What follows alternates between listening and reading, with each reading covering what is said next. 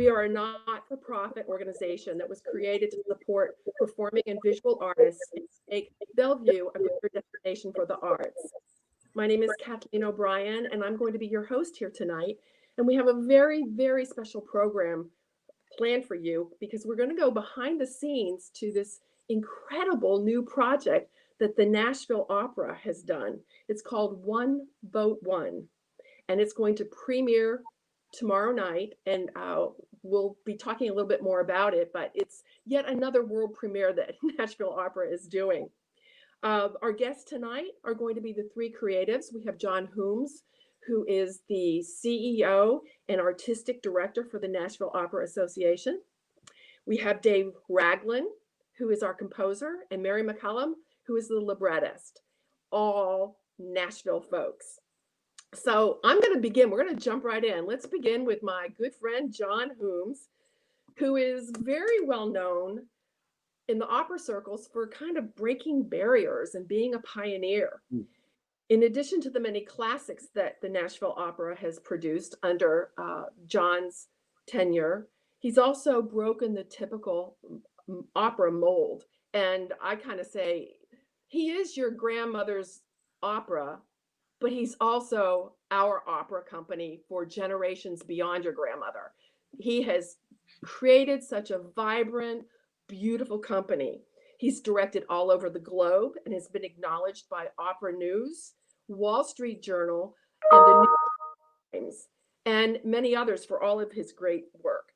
And just to give you an idea, he did a world premiere of Elmer Gantry, and it was declared by the New York Times. Now, this is the New York Times as an operatic miracle, ... in Nashville. I mean, it doesn't get better than that. He's directed productions at TPAC, where the Nashville Opera is a resident company. And he's also produced for many other opera companies, including the New York City Opera. And then after Nashville, he directed another one of his world premieres for the New York City Opera at Lincoln Center. His Elmer Gantry did a second staging in Milwaukee, where it won 2 Grammy Awards and was named the #1 CD release by Opera News. And he joined the opera, Nashville Opera, in 1995. And by my calculations, he's celebrating his 25th anniversary here in Nashville and with Nashville Opera, as Nashville Opera is celebrating its 40th anniversary. So he's been there for the bulk of its life. So happy anniversary, John, and welcome. Thank you, Kathleen. It is a pleasure to be here, for sure. It is so great to have you and to see your face. I've enjoyed working with you for the years that I was at TPAC, and your work is continuing. You've done great groundbreaking work in the past, and you did have another one that you were planning for the 100th anniversary of the celebration of the 19th Amendment being passed. Mm-hmm. And that kind of took a detour. What happened? COVID, what happened? Yeah, the world turned upside down and everything shut down. That's what happened. But we were all planning to do something in commemoration of the 100th anniversary of women's suffrage. We were going to join almost every other arts groups in the city doing something, and then everything just stopped. But, so you had to be nimble. You have this big ship you're steering. You had your budgets all in place. You had your everything in place. And so how did you conceive One Vote One when all this happened? Well, the original idea is we were partnering with the Tennessee State Museum, and we were going to present something on a Sunday afternoon in the grand lobby of the new museum. And then that piece evolved into One Vote One, because we couldn't do anything, we could do nothing in person with an audience. And we either had the option of just scrapping the project and doing nothing, or trying to find a way to do something. So I had a number of meetings with Carol Van West in Murfreesboro, who is the state historian, and he gave me a lot of books about women's suffrage, and I was looking for a different type of story. And one thing he kind of steered me to, and I kind of started reading about, was African-American women's suffrage. And no one was really telling that story, that when women received the right to vote, African-American women did not necessarily, or they were faced with poll taxes, or they were faced with some type of a quiz you had to take to prove you could vote. And so that became the genesis of this. And so we thought, what if we do something as far as the story? What if we do something today about a young woman who is questioning whether her voice and vote even matter today in the grand scope of things? And then she could be visited by characters from the past that had a strong, had a strong push toward getting the vote for women, but also getting rights for women. And so it expanded beyond just a suffrage project. And we do speak about a character from suffrage, J. Frankie Pierce, but also Diane Nash from the civil rights movement. And then we talk a little about voter disenfranchisement today. And that was the basis of the story that we thought may work. So you have this now new beautiful story, Mhm. and your experience and your work has all been on the stage. How how did you change this into, or you're now doing a movie? I mean, this is essentially a movie. It is. It is. Well, the first thing we did is we talked to Dave Ragland, the composer. We had lunch with Dave at the Lip Center. This is right before the virus really hit, so we did it in person. And we looked at morphing the piece. And then Dave brought in Mary McCallum for a librettist. And then we gave her a basic framework of an idea, and then she fleshed it into a libretto and a full story. And then Dave set it to music. And we started conceiving it more as a film project, because this piece could be done on a stage, but we can't do that right now. And so we wanted to reconceive the whole thing for film. And unlike a lot of opera, like Live from the Met, which is a videoed production of a stage production, that's not what this is. This was reconceived for the language of film. And so we took Mary's libretto and adapted it for the screen. We took Dave's music, and we created a movie. Bingo, just like that. Yeah, go figure, right? It's all that magic. So we've Right. already said that you break ground, you're a pioneer, well, you've just done it again. And so here you are, an opera organization. What kind of infrastructure did you have within your own organization to even produce? I know you've got your creative team from outside, but and you do that a lot. But in Right. terms of producing a 31-minute movie, how did you manage that? Well, I've always been a fan of movies and film, and I've kind of always wanted to be a film director, and so that's where a lot of this came about.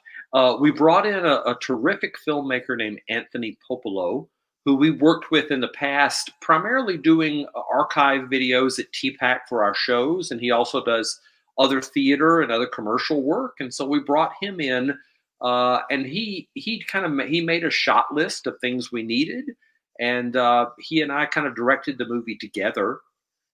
It was a very interesting process because Dave and Mary worked very quickly, because I have friends in New York that have development companies where they develop opera and stage works. And a lot of these have a gestation period of at least 2 years, maybe three, before they're even seen by the public. We started this in late March. And so it's a very fast track project. And so Dave and Mary wrote the piece, and then we received the piece sometime in early July. And then in mid July, we met with the orchestra, and it's a small orchestra of three players, piano, cello, and violin, doubling viola. So a piano and two strings. And we met with them, with Dave, and Dave conducted, and we recorded the score. So we made a soundtrack. And then, being Nashville, Dave added a click track to that, because we couldn't have a conductor while we filmed, and so there were a click track. And Nashville uses that a lot. You never see that in opera, but opera usually doesn't sing to a pre-recorded track, and so with the click track, the singers can get a and they sing. So we recorded it. Dave then tweaked it, added the click track. We came back together with the singers. This is the Lift Center. And all of this, by the way, is socially distanced, wearing masks, temperature checks. It's the way we had to do it. And then we recorded the singers singing along with the soundtrack. So we made a full soundtrack to the show. And then a few weeks later, when we started filming, the singers had a body mic on, and they had a Bluetooth earbud. They'd fit in their ear, so they would hear the soundtrack along with their vocals. And so they sang the piece live as we filmed. This is not lip synced. We filmed it live. And that was very important to me, that we sing live. And so we did. And we spent 1 week in the Lift Center filming the singers always separate, never together. They never saw each other, but we filmed them all separate. Even in scenes they appear in together, it's all separate to be safe. And we filmed in the Lift Center mostly with just shadow and light, because there were no sets for that part. And then the next week, for about a week, we filmed on location, and we filmed in a private home for 2 days. And then after that, we went on locations all around the city. We got our permits for filming. And so we ended up filming at the Parthenon and the Tennessee State Museum, outside of the Capitol, downtown on Fifth Avenue.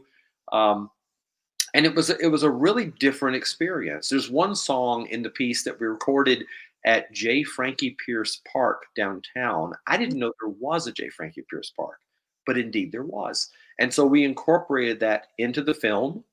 And one thing I'm proud of too with this is a fully homegrown Nashville production. We did this thing totally here in town. All the singers are from Nashville. The orchestra, Mary and Dave, me, my crew. This is a product. This is something we did with everybody right here in this very talented town. That is no small undertaking. I mean, you guys bit off a piece of fruit from a different tree, and you made a nice pie out of it. We're going to get into talking with the creatives, but just a couple quick things here. So we have this great movie, and the world premieres tomorrow. How are people going to be able to see it? Because there's no going into a theater right now. How do people see this? Well, we are streaming it through the platform called Vimeo, Vimeo, and we are streaming this in 1080p, so it's very high def. You can watch it on your computer, or you can watch it. You can stream it to your large TV if you wish. The best way to access it, though, is to go to our website, which is NashvilleOpera.org, and you can find the One Vote One page. And the name of the piece is One Vote One, ONE, Vote, WON. And on that page, you can access the Vimeo page. You can access a terrific study guide that Carol Van West did, that's very extensive in the history that's talked about, the history of Nashville. It's just great. But if you want to access the show, the best way to do it is to go to our website. And we'll have more information about that later on in the show. We will. Let's just dive in. How did you mentioned that you had a premise of a young Black woman who doesn't think that her vote is going to count, and 2 women from history that visit her. How did you specifically choose the heroines? Well, it was a little half and half. A little bit was us, and a lot of it was Mary McCallum, because we wanted to make this a Nashville-centric production, and the suffrage movement and the civil rights movement played out large in Nashville, and there were specific women that were very strong women that led this charge.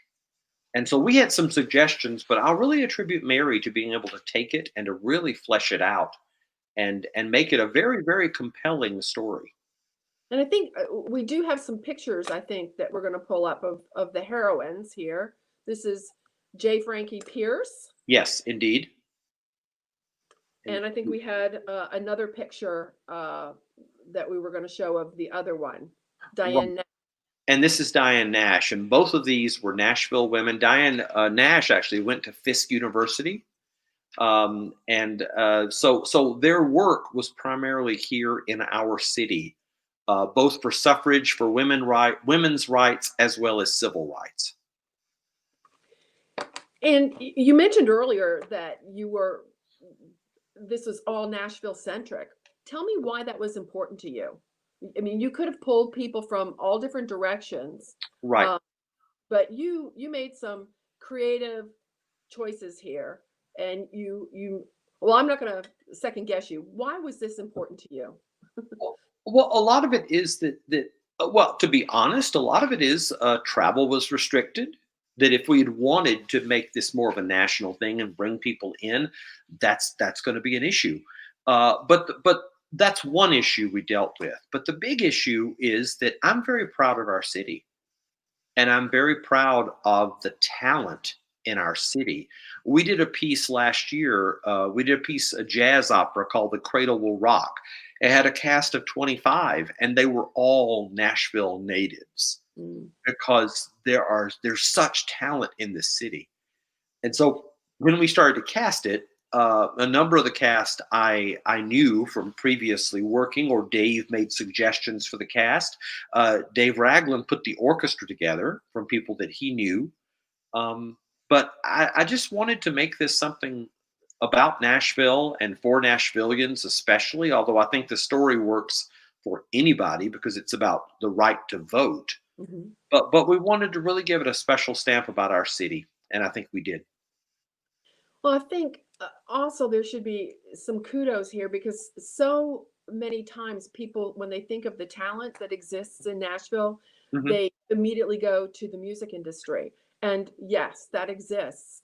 But they forget that there are so many men and women living in Nashville who make a living in the arts. Right. And they do make a living in the arts because they are good at it. And there's good leadership, of course, too.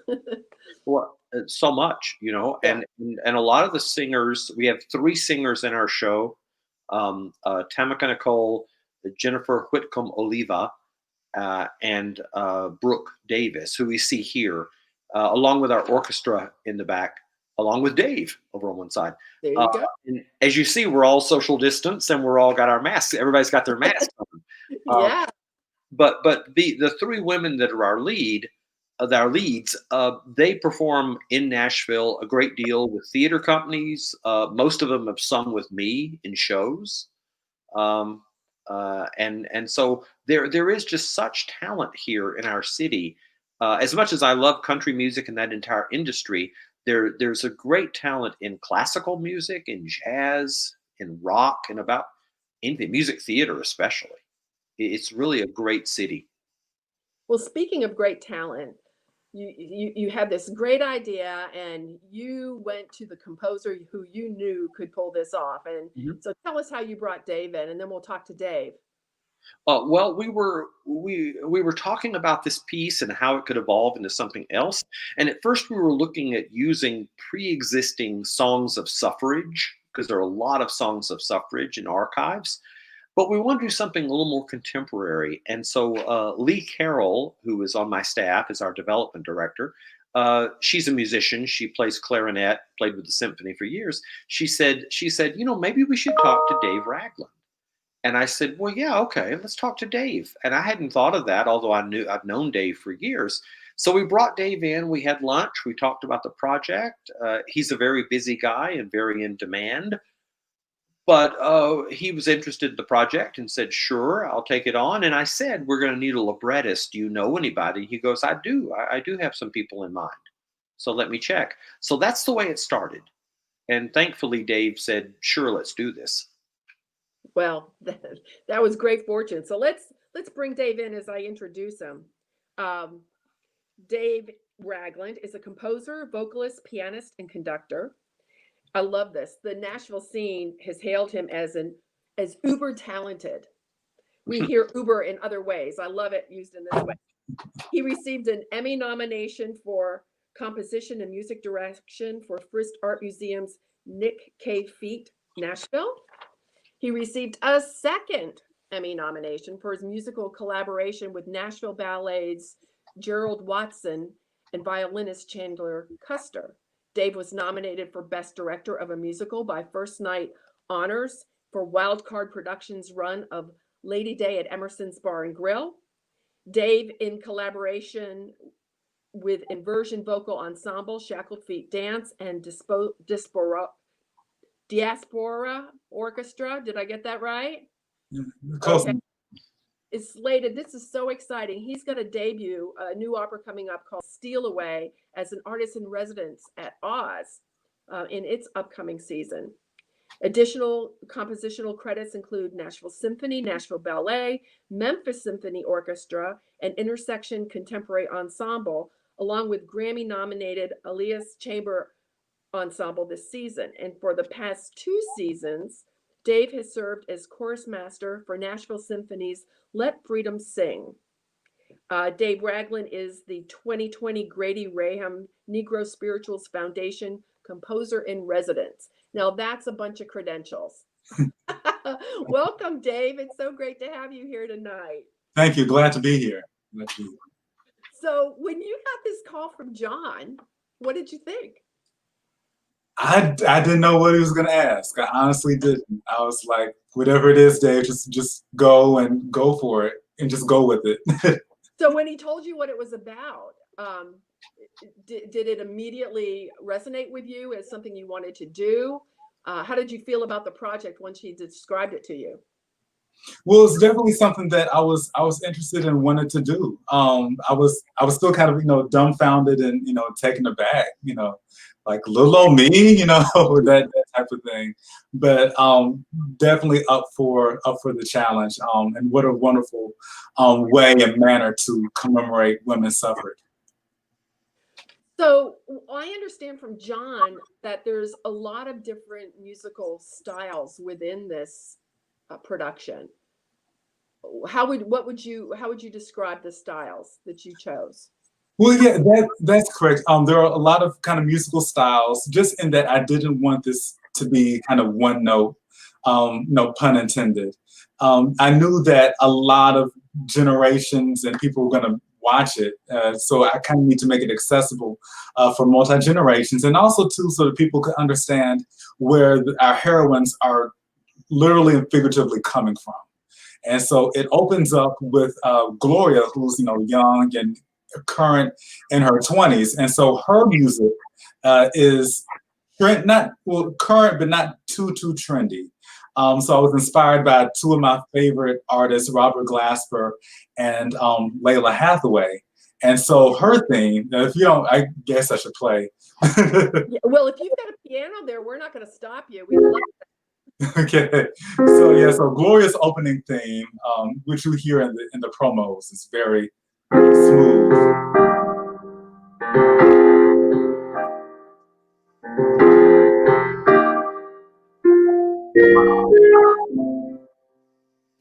Right, so she has that theme, and she has her whole aria as she walks through the park with that, and we actually hear that theme repeating throughout the opera. And so with the first person who appears to her, Juno Frankie Pierce, her music is inspired by her time period. I wanted to kind of sonically pay homage to a lot of the early Black songwriters, of course, our Scott Joplin, but also Eddie Green and Noble and Cissy Blake, who wrote a lot of kind of hits that are more known amongst, at that time, kind of Black touring artists. So with the opening of Frankie's scene, we hear this good kind of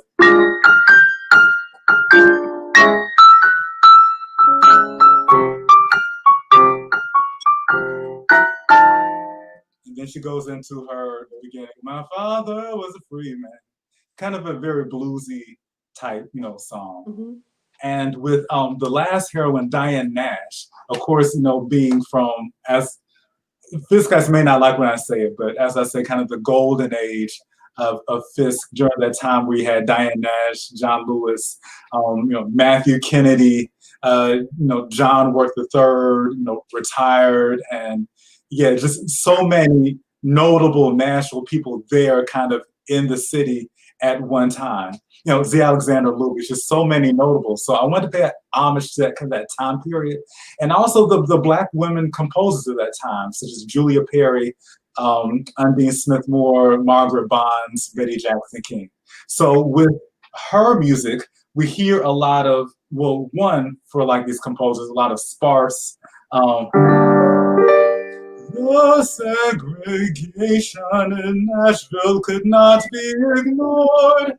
So I did, yes, I'll lead this movement. But we had our rules on how to comply. So we have that kind of sparse modal sound, and then going into a very rhythmic, kind of Margaret Bonds.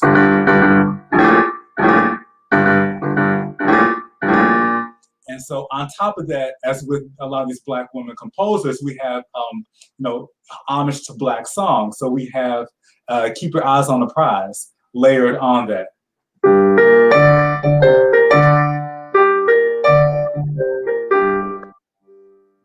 So we have this, conglomerate of contemporary and 20s and 60s, and then at the end is whole other situation. Was it? I'm sure it was definitely a unique time that we're in. So a unique situation that you were in for rehearsals. I mean, you don't have everybody in the room. So how did you rehearse the music? Well, pretty methodically. We're very fortunate to have a wonderful musical team, both singers and instrumentalists. Everybody's, pretty much kind of at the top of their game. Of course, starting with, well, as I was writing, I was literally emailing out scenes to people like, hey, look at this. Put it under your pillow. Do what you got to do. Just look at it. Just look at it.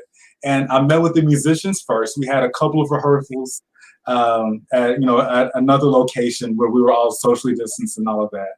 And we rehearsed, got the music down pat, and I created the click track, and the orchestra recorded their track first. And then that's when kind of the singers came in and got more acclimated with the music that the orchestra just recorded. And then they recorded vocals so that when, as John said, they're going around town, with the earbuds, they could hear themselves with the orchestra. Very clever. Very clever. Well, the next question is going to be the chicken and egg. So we've got to bring Mary in, because do you write the words first? Do you do the libretto? Do you do the music first? There's Mary. Welcome. I'm going to introduce you with a proper introduction here, Mary. And then we do want to talk about the process that you two went through to create this. But Mary McCallum, she received her BS and MBA from Vanderbilt, another great Nashville institution. Yes. And in 2001, she founded Sister Style Productions, where she's the founder and the executive producer there. And I've never heard of this company, and it sounds very, very interesting. It's to provide opportunities for actors, writers, and directors in the areas of film, television, and theater. That's a lot. That's a lot of work. Yeah. So she's a very busy lady. Sister Style Productions has produced numerous projects in Nashville, New York City, Washington, D.C., Atlanta, Kentucky, and in other areas. She's got not only credits for acting in theater, film, and television, but she also has written for the theater outside of this. Her play Singleville was a winner of the DC Black Theater Festival One-Act Battle, and she was a main stage selection for the National Black Theater Festival. Her play 688 took the top prize at the Atlanta Black Theater Festival and Tampa Bay Theater Festival. The movie version of Singleville, where she co-directed, she wrote, and she was an actress, won several awards in 2018, including Best Feature at the Twin Cities Black Film Festival and the International Black Film Festival. Chasing Jeremy was a screenplay of the British Urban Film Festival and a finalist in the Urban World Film Festival. And in 2019, she was a winner of the Women Who Rock Nashville Award for the Arts. Wowza. Welcome, Mary. It's so great to have you here. Yes, I'm glad to be here. Thank you. So we're going to want to know the same thing. What were your initial thoughts about the project, and then how did you and Dave work together to create this magic? Sure. Well, Dave reached out to me and he told me a little bit about it, and a few weeks later, I think he said it's a go and asked me if I was on board. And of course, I couldn't say no. It's a great opportunity. One, to work with Dave. Two, of course, to work with the Nashville Opera. I mean, who can turn that down? It's a once in a lifetime thing. So I was definitely excited, but I was nervous because it was my first time doing a libretto. And diving into the opera world. So it was scary, but I wanted to challenge myself, and I definitely wanted to do a good job because it was a lot on the line here in terms of not letting people down, and not letting Dave down, of course, with him choosing me. So I was excited but nervous.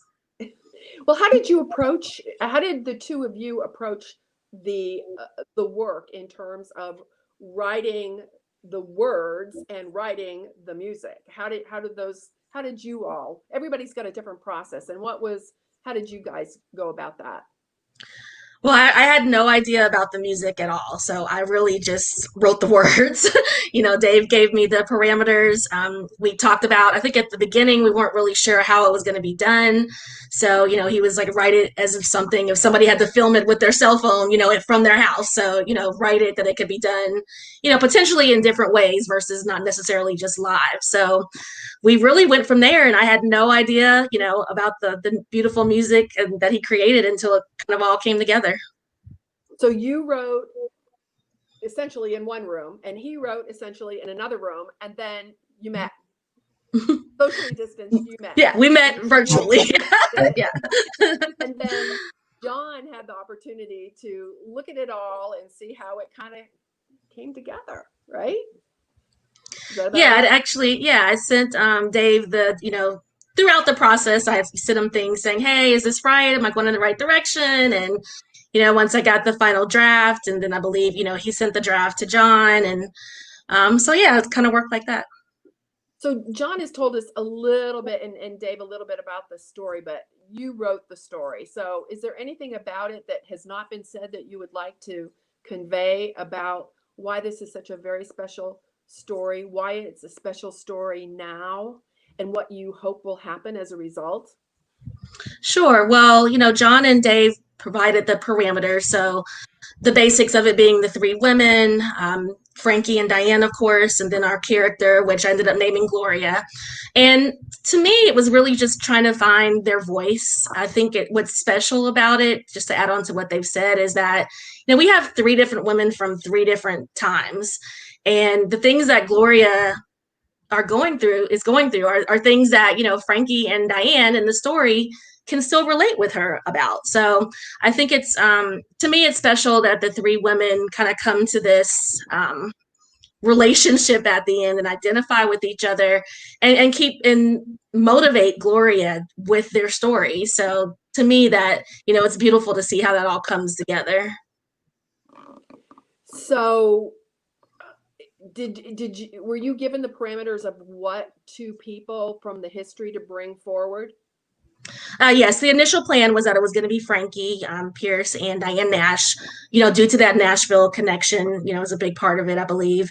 So yeah, I knew that the two women from history in advance. So it'd be interesting. We won't be here for this, but 100 years from now, history does repeat itself. Mm-hmm. Sometimes that's good. Sometimes that's not so good. It'll be interesting for those who are here 100 years from now. I bet some of those issues are still going to be relevant in terms of why your vote matters. And that's really the power of this. I mean, I haven't seen the movie, but I'm assuming the power of the story is hearing from other people who have lived at another time that can contribute to the conversation as to what they went through and what they saw and what they experienced and what's at risk by not voting. And I think that's something we've seen happen throughout the years, and hopefully this will be one of those films that will be shown to remind folks that it really is important. And if everybody said it didn't matter, then there wouldn't be a future, really. Where would we be? Right. Yeah, definitely. Right. Yeah, that's definitely a big theme of it, for sure. So, John, you directed this, right? Yes. How did you go about casting for this project? Well, a lot of it was in collaboration with Dave, because he would write certain music and we would talk about who may be right for the part. And I knew a number of singers here in town from my work here that we thought would fit, and Dave knew some others. So, but the woman singing Gloria, Tamika, Tamika Nicole, I didn't really know her. I think she was in something I did in a very small part years and years ago. But I didn't really have a chance to know her, and so Dave suggested her, and she's really terrific in this. Really terrific. So when you guys were on the set filming, and I know that you were socially distanced, Mm-hmm. were all three of you present at the time that things were being shot? All of us here. Yeah. I don't think Mary was at all. I don't remember if you appeared at a time. I don't think so. No, I wasn't. So You were yeah. welcome.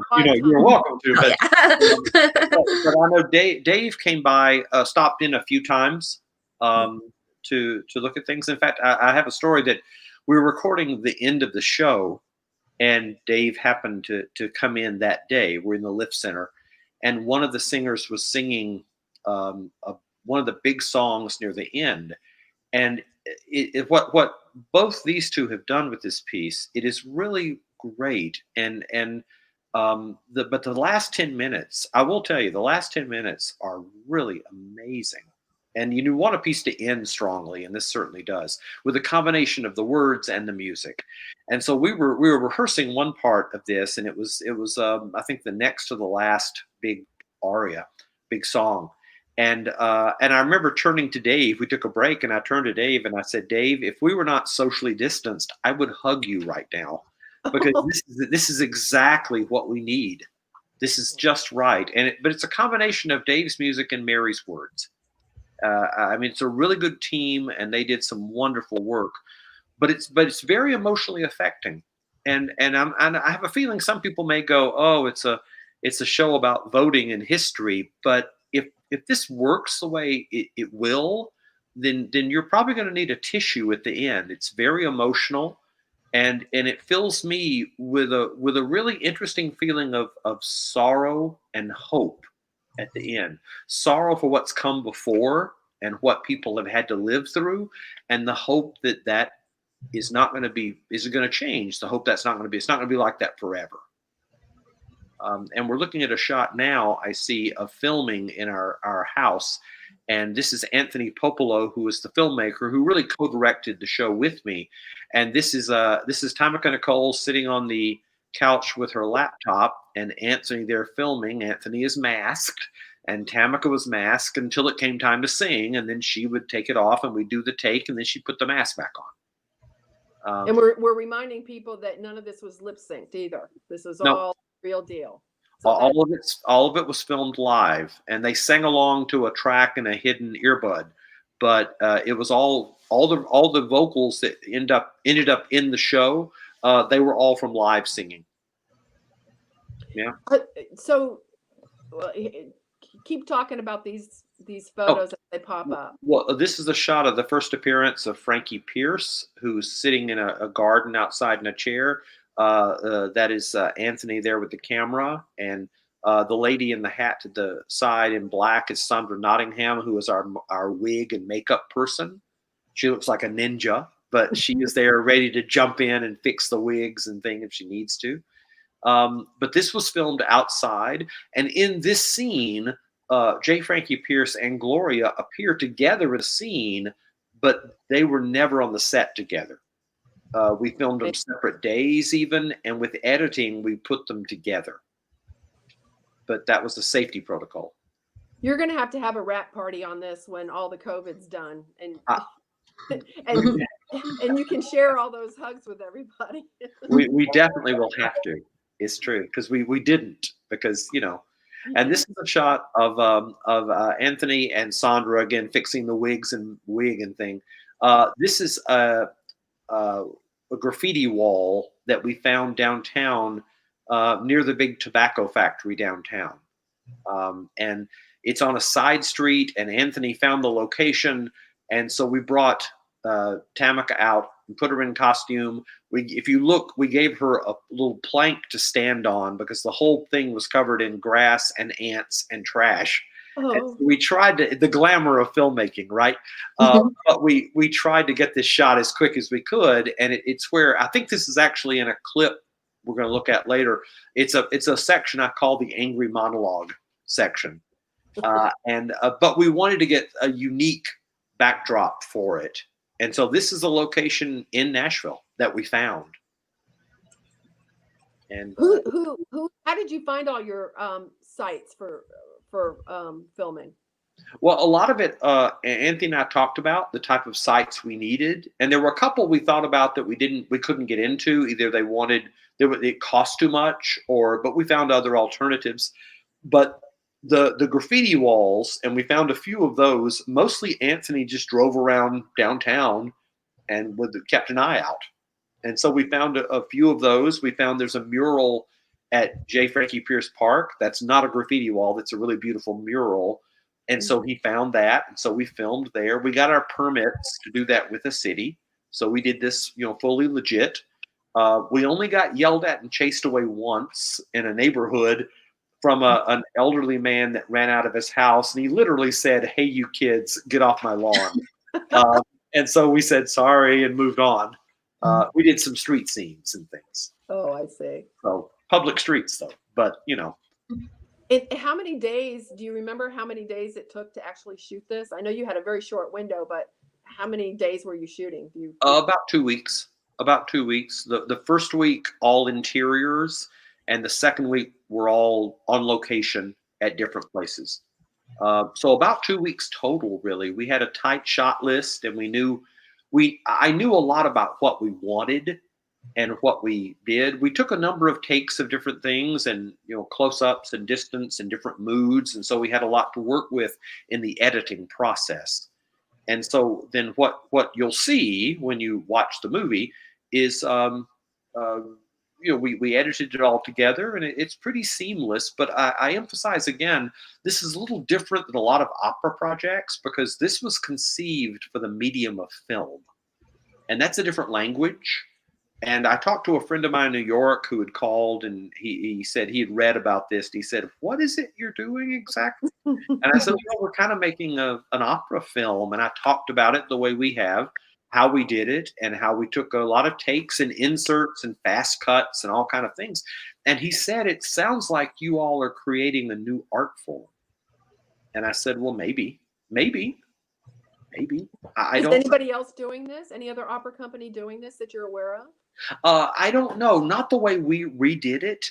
I know there's one company in Arizona that I think is going to try to film something in the spring, but it feels like it may be a stage production. They just film.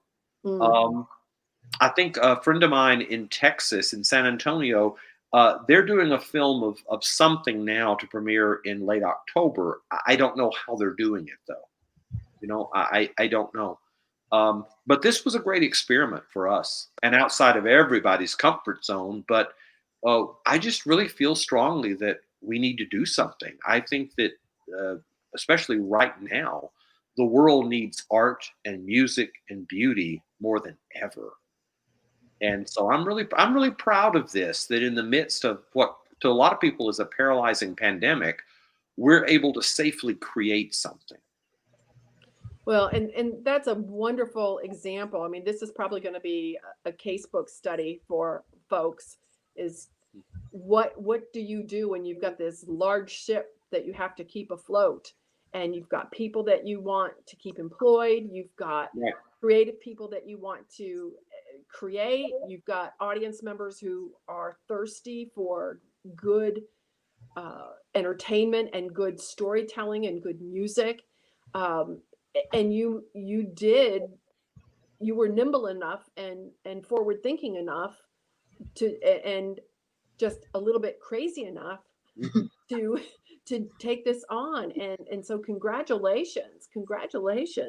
And in a completely different, you've gone from live to digital, not just film, digital.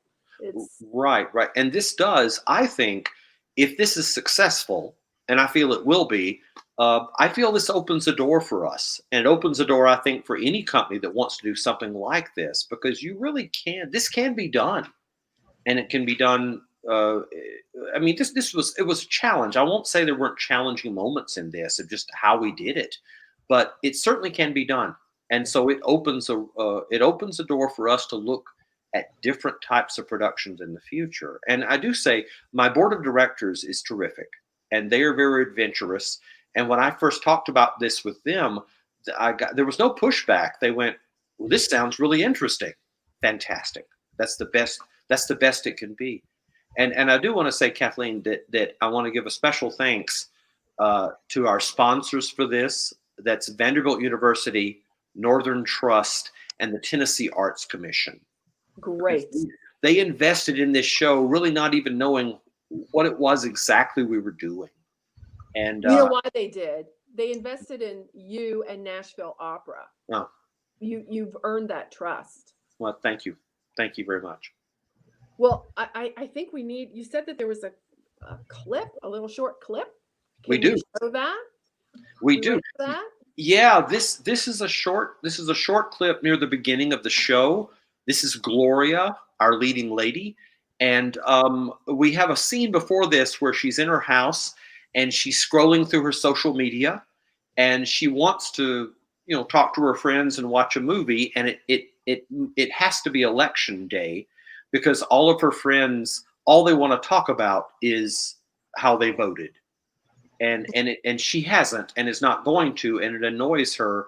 That's what anybody wants to talk about today. And Mary wrote this it's such a sweet beginning, because it really sets up the character so well. And so then Gloria, decides, well, I'll just go out for a walk. And so she goes out for a walk, and we hear a lot of her inner monologue during the walk about how she's thinking about what's the point of voting, and I'm supporting a system that doesn't support me, and I don't understand the big deal about it, and why should I? And so that's really what this clip is. It's early in the piece when she's still questioning, does my voice even matter? Is my voice even heard? Well, let's see the clip for One Vote One. Okay.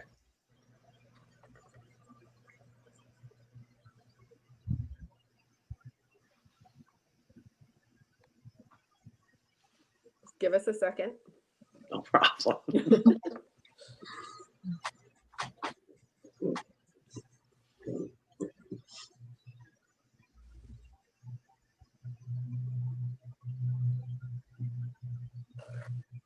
This is a great teaser, Kathleen. I am being teased. Definitely being teased. Glenn is working on that. Okay. We can act it out for you. No. Yeah. Okay, go for it. You don't want to hear me sing it. Well, while he's trying to pull that up, maybe John, you're the best person to answer this. I mean, it hasn't landed yet, so people haven't seen it. People haven't had a chance to respond. Right. But you've taken a big risk. You've taken an artistic risk, and you've taken kind of an institutional risk in terms of creating a new art form. Why is it important for arts organizations to do that? Well, I think it's incredibly important for an arts organization to have the ability to experiment and to expose their audience to all kinds of things. We often do the classics, and when we're at TPAC in the Jackson Hall, we will be doing La Bohème or Aida or Carmen, and I love those pieces, and those are classic operas, and we'll always do those. However, I don't think it's healthy if that's all we did. I don't think it's healthy for us as an organization, and it's not healthy for our audience. I think that it's like having a dinner, and I like a good steak, but I don't want it all the time. I don't want it every night. And sometimes you need a potato, and sometimes you need a Brussels sprout. And some people don't like that, but you may want to experience it, And so we do a variety of pieces, and One Vote One is one of those different pieces we do. But I think it's really important for an arts group to experiment and offer their audience not just Carmen, but other pieces that we have done, such as we did The Man Who Mistook His Wife for a Hat, which was an opera about neurology. Or we did Crossing a Field, which is an art about, I think it's an opera about the changing of the landscape of America, the changing of sensibilities. And Dave Ragland was in that piece. He was in the chorus for that piece. But those are pieces that you wouldn't normally see in a really fully traditional opera company. And after we did The Difficulty of Crossing a Field, which I admit is a very strange piece, an important piece, but it's a very strange piece. After we did that show, there was a woman in the audience who I didn't know that came up to me and she said, I just moved here from Los Angeles. And she said, I never in my wildest dreams would expect to see a show like this in Nashville, Tennessee. And I'm so happy to be able to say I did. Yeah, sometimes you get discounted when it's in your own backyard. That was a newcomer coming, and what a lovely thing to say. And you've also done some work that has with other writers from Nashville. Marcus Hummin, you've done some of his work as well. We did. Composer, and Dave's worked with him as well. Still is. That's my godfather. Yeah. Your godfather? Yeah. Music. He's a special treasure, isn't he? He's terrific. Hugely talented man. Yeah. Huge. Yeah. But we did a world premiere of his a number of years ago, Surrender Road. And you did that at Vanderbilt, didn't you? We did at Vanderbilt, and then that piece went on to New York. I think it's on hold by the Met. I'm not sure whatever happened to it, but he writes some really beautiful things. Again, Nashville artist. So many talented people. Okay. Well, I think Glenn is ready to show the clip, so let's see it. Okay.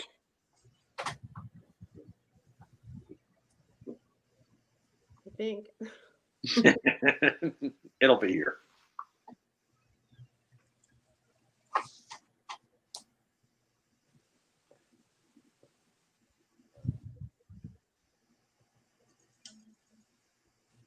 Well,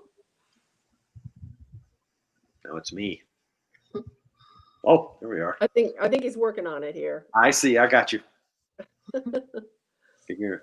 Thank you all for your patience here as we maneuver through this tech world. Not a problem.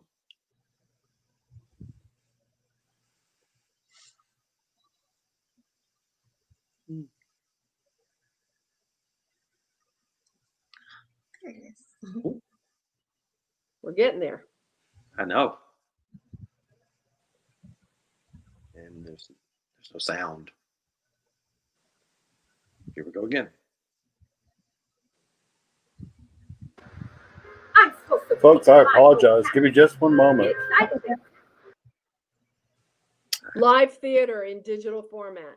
Live theater in digital format is the truth.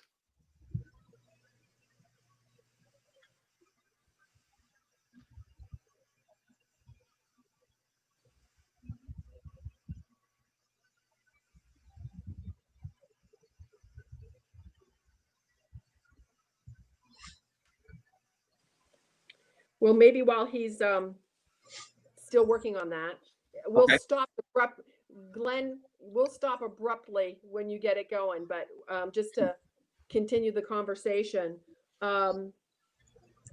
Mary, what was the most surprising thing about this project from your perspective? Were there any surprises? Well, I think one, I'm just in awe of how, beautifully it's all come together, and I'm super excited to see the whole thing. I haven't seen it yet. So I just think it's been a wonderful experience, and I knew it was going to be a good experience, but I just didn't know how good it was going to be. And then I think it surprised me a little bit writing it too, because it was pretty emotional trying to get into the heads of these different characters, and some of the things that we talk about, and some of the things that Gloria feels her reasoning for not wanting to go vote, and then Frankie and Diane's experience, which I didn't know a whole lot about them, but just the things that they went through. And so it brought up a lot of emotion in me just writing it, and just to see that now displayed in this film is an amazing experience. And you haven't seen it. You've not seen the film yet. I've seen part of it. I haven't seen the whole thing yet. Okay, No. So surprises, I bet. Oh yeah. That's why I was like, John, what time is it going to be out there? How many times are you going to watch it? Because probably all weekend, right? I have various groups of folks that I'm going to be watching it with, so Nice. Wear your masks. Yeah. How about you, Dave? Did you have any surprises in this process and the outcome? Have you seen it? Again, I've only seen just the clip that we're about to watch, pretty much. And as far as surprises, I was more impressed, really surprised as far as how everybody hustled to get everything together. The musicians got everything up on their feet quickly.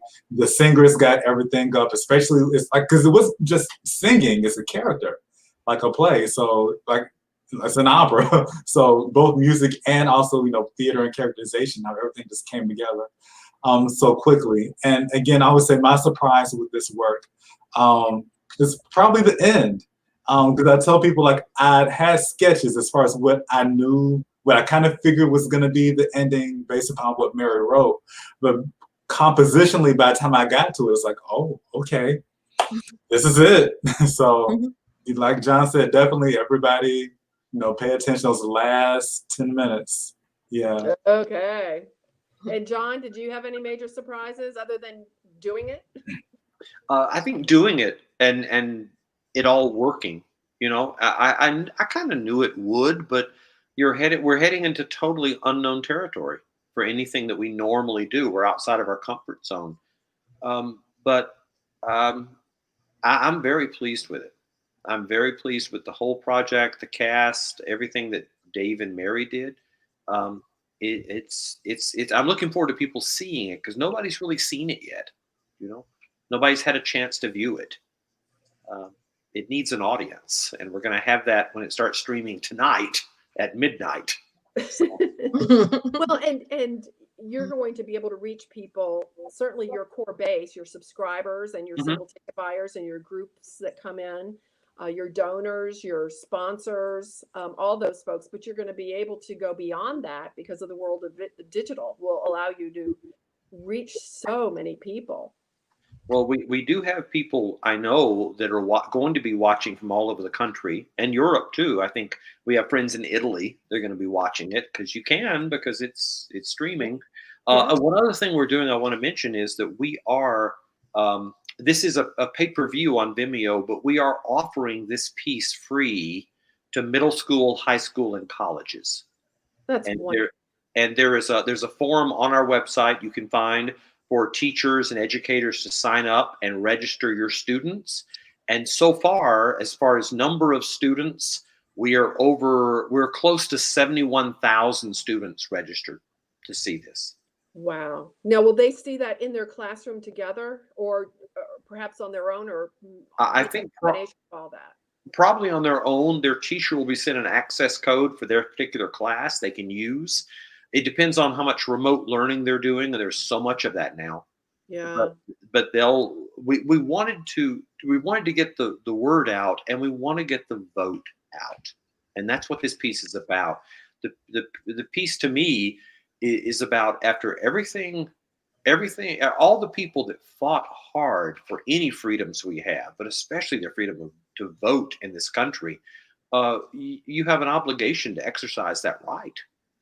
And Tennessee is very low in voter turnout historically. I think 47th out of our states, and so I'm hoping we can make a little bit of a difference in that. And there's a lot more noise this election year, and so maybe this will be the perfect nudge to get people out to vote if they weren't already thinking about doing it. So hopefully, Glenn, we're going to do a check-in with you. Are we any closer here? Maybe he's still working on it. Well, hopefully he'll continue to work on it for us. I know he's trying. So we've kind of talked. What do you hope? I mean, we've talked about why you're doing this, and maybe this is it. I see something trying to. Here we go.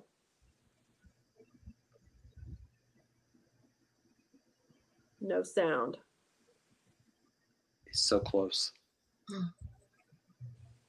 Angry monologue. I like it. Okay, he's continuing. What do you hope will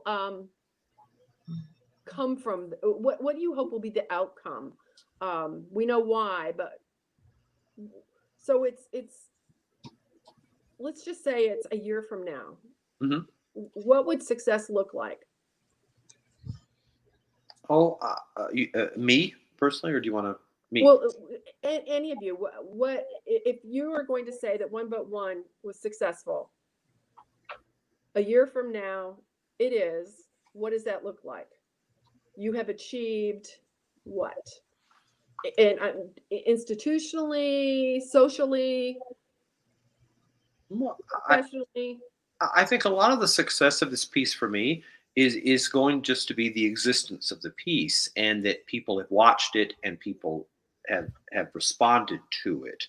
That we've created a work of art in this, and I really believe that with these two people, we've created a really wonderful work of art. But I also think this is going to be a pretty timeless piece because the message in this really is about voting. I think Mary was very careful not to make it totally time centric, although there's some references to Netflix, but they're going to be around for a while. Okay. But I would not be surprised if during like a midterm election, we may bring this back out online because it really is about, as one character says, you need to vote.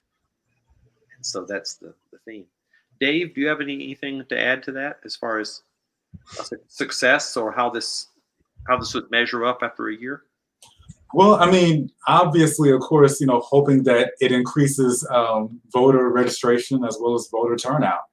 And I hope that people, really get more kind of civically engaged after watching this, especially from learning more or just learning about the stories of Juno Frankie Pierce and Diane Nash, and their times, their struggles, and eventually, their triumphs. I hope that everyone who watches it is pretty much inspired. How about you, Mary? Any thoughts? I agree with what Dave and John just said, and I think, I mean, COVID sucks, but if it hadn't happened this way, it might not have turned into this project. And now it gets to live on. And to me, I think that already means it's a success. I mean, all of these students are going to watch it, and, hopefully it might, come back out again. And so that might not have happened if it had been a live performance. So I think, we have to count the blessing in that and look at it as now all of these people, hopefully around, the country and even beyond will have the opportunity to see it. All these students get to be introduced to this history and to, opera probably for a lot of them. So I think it's a great opportunity. So it's, already something to be proud of to me. Well, I think it'll be interesting to see also, John, you mentioned that you've got friends in Italy that are going to see it. Yep. And it'd be interesting to see people from another country, how they, in their history, how they see this looking at ours. And gleaning our story. I think we're going to try it again here.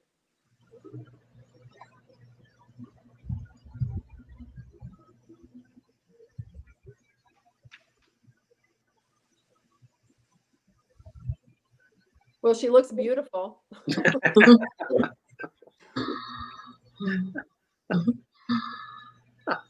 Glenn, can you join us for a second and let us know if you think this is going to happen? There's Glenn, sort of coming. There he is. Now we're supposed to see me tonight. I don't know. I've crashed 2 computers on getting this video up, and it still doesn't want to play, and I don't know why. Let's try one more thing here. Let's see if this works.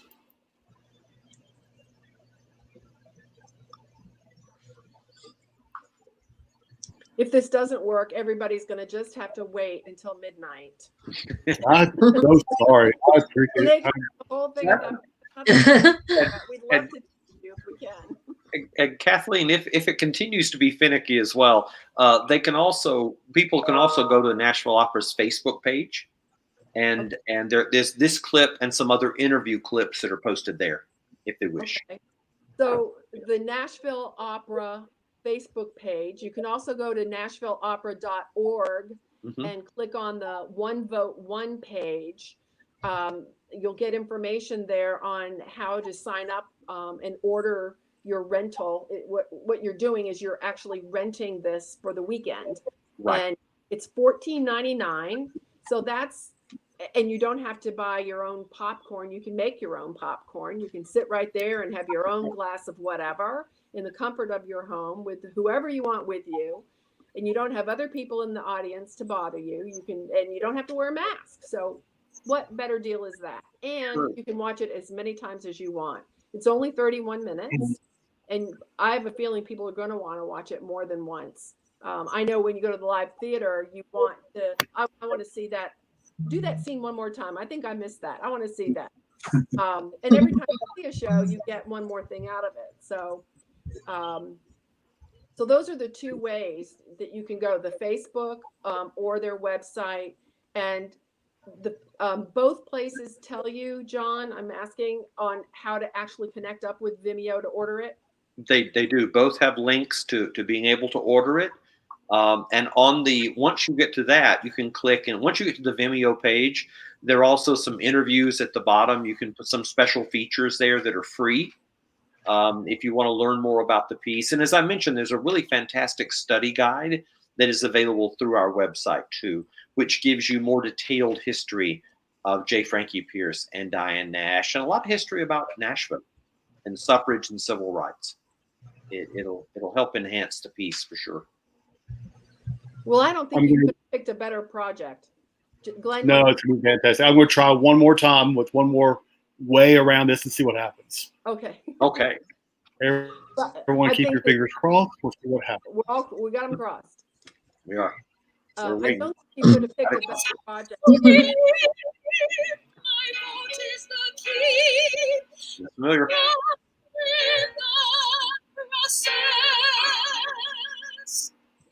I'm supposed to bleed my vocabs. Get excited, they say.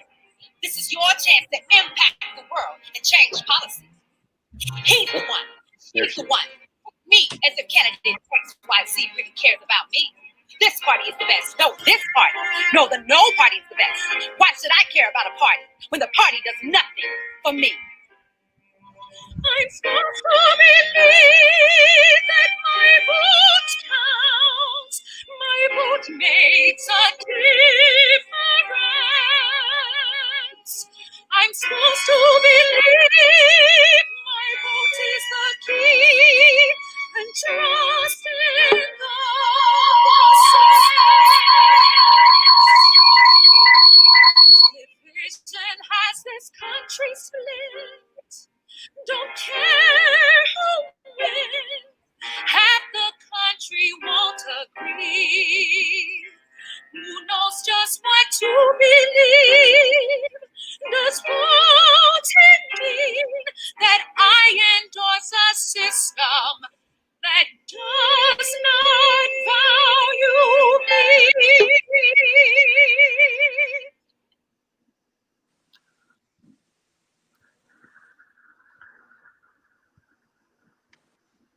Great. Well, that gave us a little taste. Glenn, you did it. Okay. That worked? Yeah. Yay! Do we dare try the trailer, or do we think that might? I could try it. You want to try the trailer? Sure.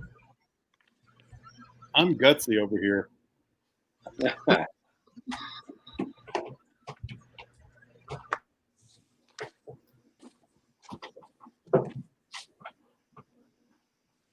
This time I'll fight for change.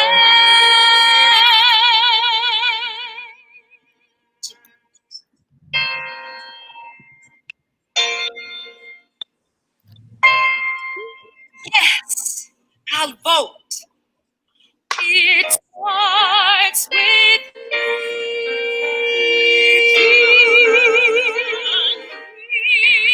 It starts with me.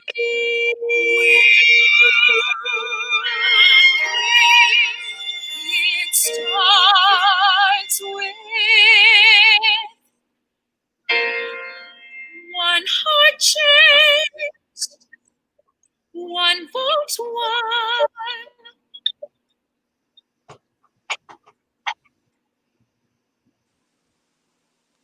Okay. John, Yes. thank your sponsors once again, because this was completely thought of it midstream, and they came and supported you. So let's give them another shout out, because they definitely deserve it. Well, the production is made possible by generous support of Vanderbilt University, Northern Trust, and the Tennessee Arts Commission.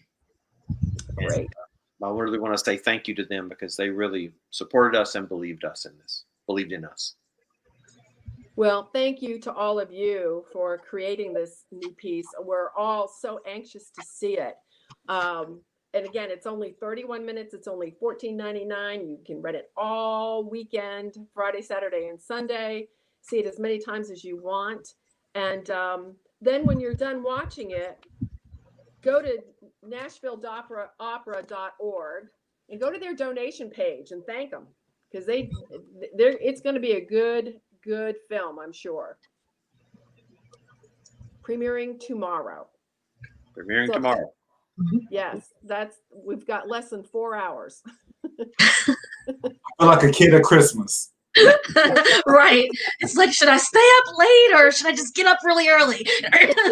Well, you can watch it the first time at midnight and then go to bed and watch it again. There you go. That's true, right? Thank you, all of you, so very much, and for your patience.